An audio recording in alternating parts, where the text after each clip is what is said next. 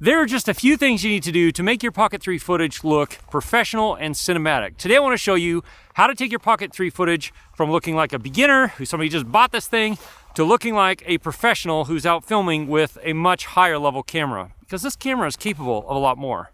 So the first and most important thing you need to do is get the right settings for your Pocket 3.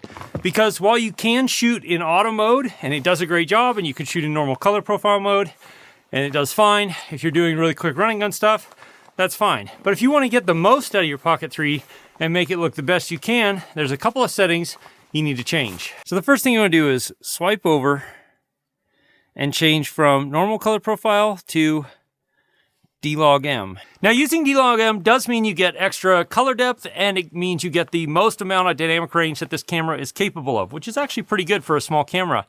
But it does mean you have to do extra steps of color grading in post, which I will show you how to do more about later in the video. But I do have a shortcut for you, and that's a LUT pack that I've made, like most YouTubers. It's down in the description. And while this video isn't sponsored, it is supported by people like you who buy LUT packs like this, so that I can go and do these things in locations like this and actually make content that hopefully is really helpful to you. You want to go from auto white balance and go, okay, that's where it's telling you white balance is right now. That little number there. So we want to go to manual and have it just stay there. There we go. So now it's going to be staying locked at 5900 white balance, which is what we want. And then next we want to go from auto exposure. And you can do this. This is sort of the cheater way, is have this at -0.3 and then set this to 50 to 800. And so that will kind of manage your auto exposure automatically. But if you want the best, then what you need to do is go manual. You want to set your exposure or your shutter speed for 2 times your frame rate. And we're going to be filming at 4K 60 today, because some of this stuff I'm going to want to slow down. And then you can leave that at 50 to 800 and hit confirm. Now I have a whole video explaining why you want ND filters and how to choose ND filters, and those will be linked down in the description, and there'll be some cards that pop up here. But essentially you want to keep your shutter speed at 2 times your frame rate to get natural looking motion blur. As you can see here, with ND filters you get a nice blurry image. Without ND filters you get really sharp imagery because the shutter speed is much higher. What we're trying to do is mimic the natural way that our eyes see the world, and when things are in fast motion around us, our eyes naturally see some certain amount of motion blur. And this is why you want to keep your shutter speed at 2 times your frame rate, because it most closely mimics what we see with our eyes. Now you're going to notice it's way overexposed. So the solution for that is ND filters. And this is a really easy way to pick the right ND filter for any camera. You set the exposure where you want it, and then you go through your ND filters and you pick the one that you think is going to give you the best exposure. Now, it's okay if it's a little dark. It'll just make your ISO compensate for it, which is why we gave it that ISO range. But then for the Pocket 3, you just snap it on the front. And now we're looking much better on our exposure here. You can see everything looks much better. It's giving it a better proper exposure. And of course, if I flip it around here, we still look pretty good in the footage. So I think ND64 is where we're going to be for the day. Another setting to be aware of is, of course, your frame rate. If you want to film and slow stuff down later in post, film in 4K 60. If you want to really get slow motion, 4K 120 is obviously fantastic for getting really nice slow motion. And 4K 30 is just fine for most stuff. If you're in a hotter climate, you may want to film in 4K 30 because that will keep the camera from overheating or getting too hot, especially if you're in warmer places. That is not the case for me today. But I'm filming in 4K 60 because it gives you the option to slow everything down just a little bit and give it sort of a dreamy feel. Hey, if you're enjoying this video or getting value out of it, then consider subscribing. My goal is to help other solo creators like myself make good decisions when it comes to buying gear, but then also to teach you how to use that gear to its fullest potential in tutorials like this one. Now, there's a couple of things you can do differently to make your footage look better. And one is how you walk around. Everybody thinks that because it's a gimbal camera, it'll just give you great smooth footage straight out of the box, which it will, but if you're walking with it, then you need to actually walk a certain way. And the way to do that is, instead of just up and down, which gives you this up and down motion, is walk heel toe, and keep your footsteps as soft as possible. You also want to bend slightly at the knees. That gives you a little bit of spring so that you don't have to go up and down as you're walking. And then keep the gimbal on as straight a line as possible. Now, another thing you want to do is vary up your movements because it gives you a variety of different shots to edit with, where somebody who's just doing this for fun as a beginner might just kind of pan around and look at different things and get sort of smooth footage. But if you add different movements and different motions to your footage and get different angles of shots, even if it's just of this building back here, it's going to make your footage look a lot better. And one tip for this is use a selfie stick, because that'll give you the ability to vary your height quite a bit. So you can start really high and come down low, or you can start really low and come up fairly high, which adds a lot more interest to your shot. But there's another reason you want a selfie stick with a little tripod on the bottom that we'll talk about in just a bit.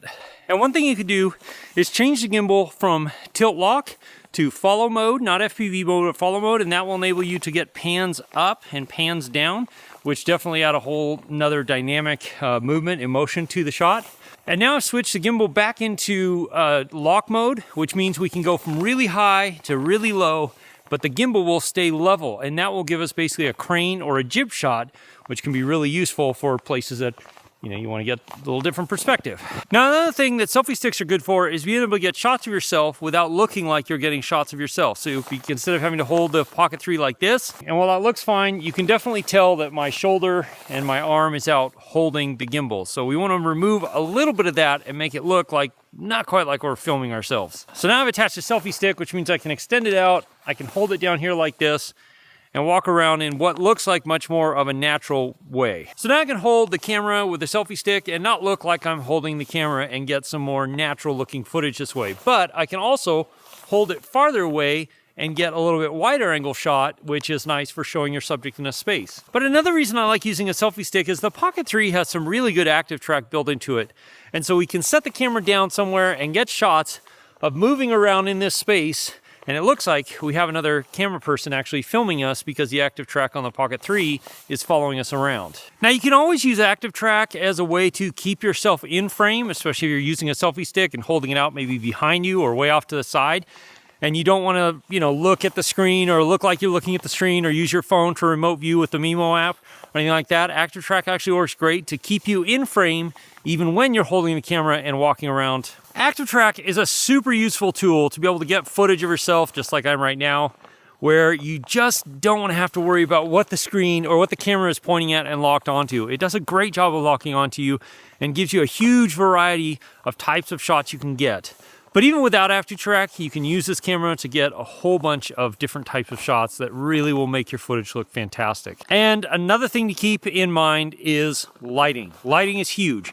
And it's not just like having great lighting set up or anything like that, but even in natural lighting like this in the sun, filming in the morning or in the evening when the sun is lower really makes a big difference. In my case here in Alaska, the sun never gets that high because it's the dead of winter and this is the noonday sun basically right here.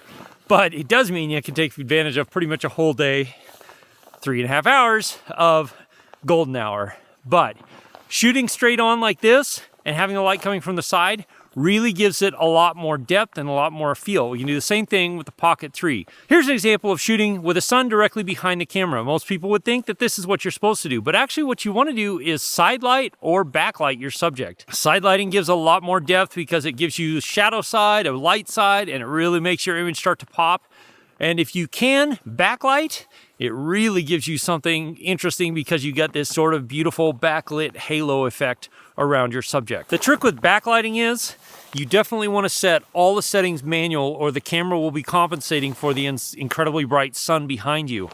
And another thing that you can do with backlighting is add a mist filter if you got the mist filter or if you got the Freewheel ND set and got the mist filter, and the mist filter will just soften some of the highlights and make things look just a little bit better. Here you can see an example of with it on and off. Now I head back to the studio because I'm freezing, everything's almost dead, and I want to show you how to edit and then also color grade and put all this footage together with music to create a nice little sequence, a little vlog, so to speak, and just show what you filmed. Okay, so we're back at the studio. I've got everything pulled in a computer and I started a new project and I'm just gonna pull all the clips in that we shot. First thing I'm gonna do is pull the volume out because I don't want the volume from any of this. And in Final Cut Pro, which is the editor that I use, you go over here and basically just, You can turn everything on and use, if you wanted to, use my Pocket 3 conversion, and that'll pretty much color grade everything just like you want it. Let's say like this one here, this is what it starts out like. You add the Pocket 3 conversion, and it sets it to a pretty good place overall. It's not perfect, but it's like 90% of the way there. And now you can do all this without LUT if you wanted to. If I turn this off here, you can see it's still pretty flat, so we can get the exposure kind of set where we want it. Pull it up to there, pull the dark down to there. I don't know if, yeah, when midtones in there maybe. And then you can push the saturation up and kind of get it to where you want it. It's kind of a fine line, just depending on how saturated, not saturated you want it. And then there you go. You got it, you know, fairly color balanced. But for me personally, this is just, it's basically one click and you're good to go. So now the next thing we want to do is find a piece of music that works. So I'm going to go here. I've got a whole bunch of music already downloaded from Artlist, and I'm going to use something that's pretty short.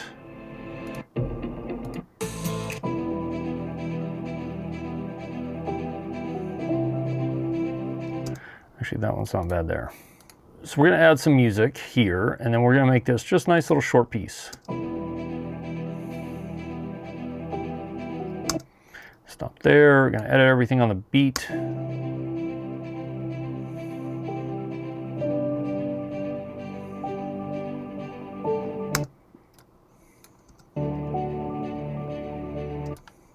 Actually, I want to edit that right there, I think.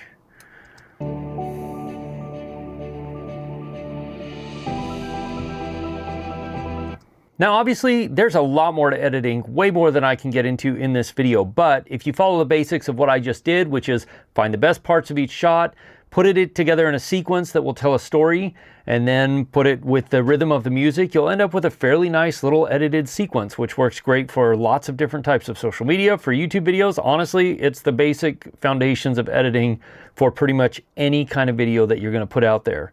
Let's play the whole sequence real quick.